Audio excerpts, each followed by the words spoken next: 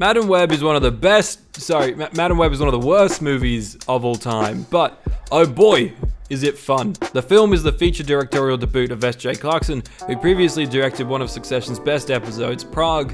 Oh, go for it, Greg. Suck on those big white dicks, you fucking pervert.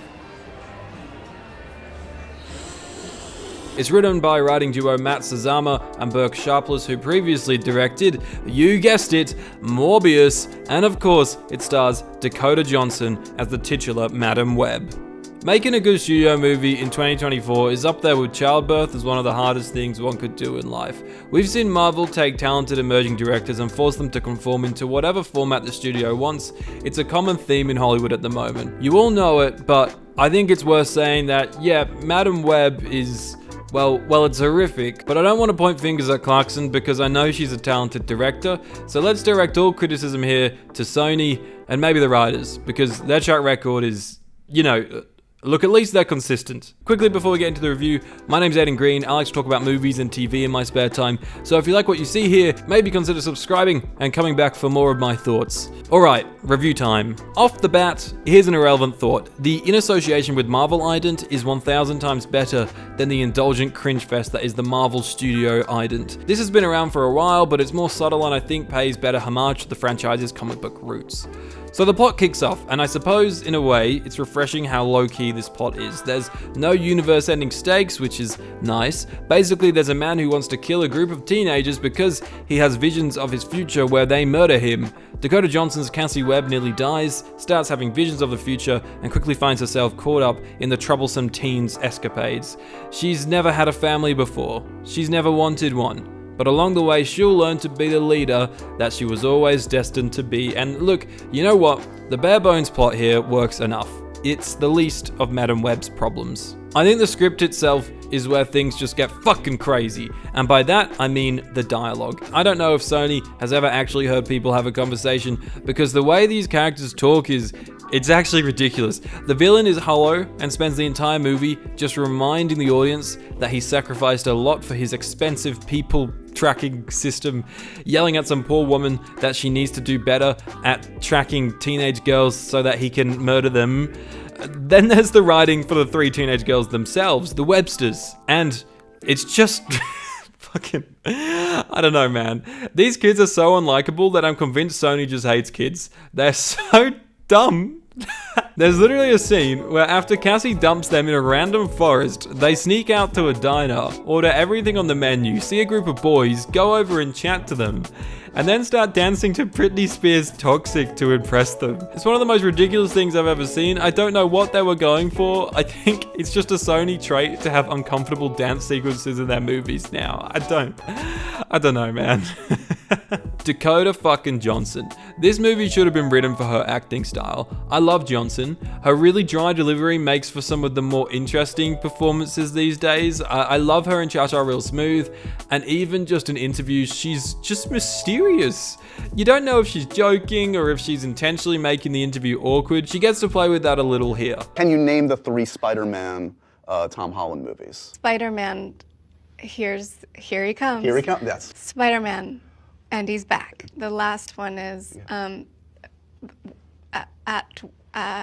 the Goblet of Spider-Man. Whenever Cassie is awkward or gets to tease and play, Dakota is great. She's like found a whole new type of superhero. There's the playboy millionaire archetype, the bland, strong DC character, the comedic, buff, funny man, the awkward scientist who struggles to find their own inner strength, and then there's Dakota fucking Johnson. Utterly unique, straight up hilarious. I feel she genuinely played up some of the more mind-numbing dialogue too. She's a blast.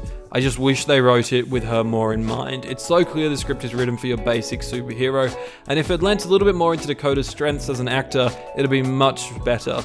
I love what she's doing. What a vibe. I really like the idea of a superhero who just does not give a damn about the family archetype thing in a really unstereotypical way. She's funny, man. What more can I say? Directing-wise, it's pretty damn chaotic.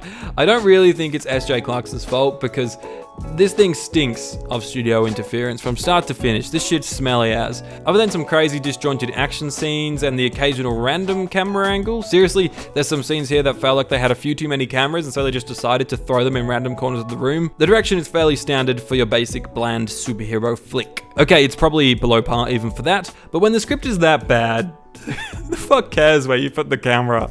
But there's two scenes, one at the start of the film and then again in the final action scene, that have the most ridiculous camera work I've ever bloody seen. It's like you're just watching a normal tripod shot and then suddenly something intense happens and then holy shit, we're zooming in on every second word in a sentence. And seriously, it is that often, I'm not exaggerating. I was crying in the cinema watching it. It's insane. It all just comes out of nowhere. So either S.J. Clarkson thought she was still working on Succession, or these scenes were reshot by an entirely different director for reshoots, with the studio demanding more excitement in the camera work. And just to clarify, I love Succession's camera work. This is just like that, but on steroids and cocaine and completely inconsistent stylistically to the rest of the film.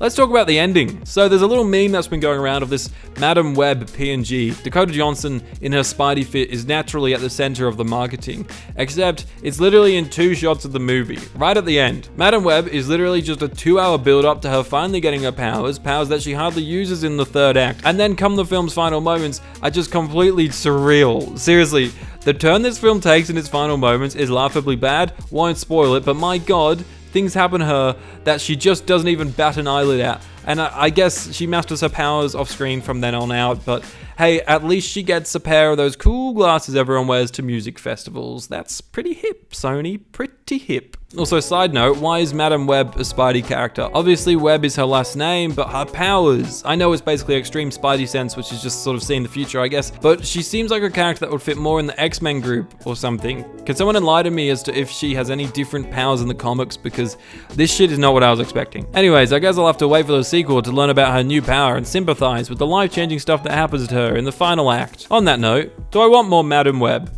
Do I want more from Sony's Spideyverse? Yes, I know we've got Craven on the way. Look, I don't give a shit. Morbius and Madam Web are both comically bad movies, and I've had a good time watching them. I've had more fun watching these than any of the muddy Marvel mashups I've seen over the last few years. But they are bad movies that sum up problems with the current studio system, and importantly, they're destructive to people like S.J. Clarkson's careers. They are fun to watch in the same vein as The Room, but you know that Sony's gonna shit the bed with them sometime soon, not by actually making a good movie, but by intentionally making a bad movie. A move best represented by the re-release of Morbius after the film's memes went viral. That's my bold prediction, that Sony might just lean into how shit they are soon, and once they do that, it'll be so not funny, it'll be cringy, we all know it. So I don't think I want more from them, and I don't think we'll get too much more of them. I know Sony has the rights to these Spidey movies, but I think it should just be illegal for Sony to make movies now, full stop. This is getting so bad, but just as you can't look away when you see something really fucking gross, I'm kind of excited to see what dumpster fire Sony dishes up next. It's just a shame that they're taking down some good directors with them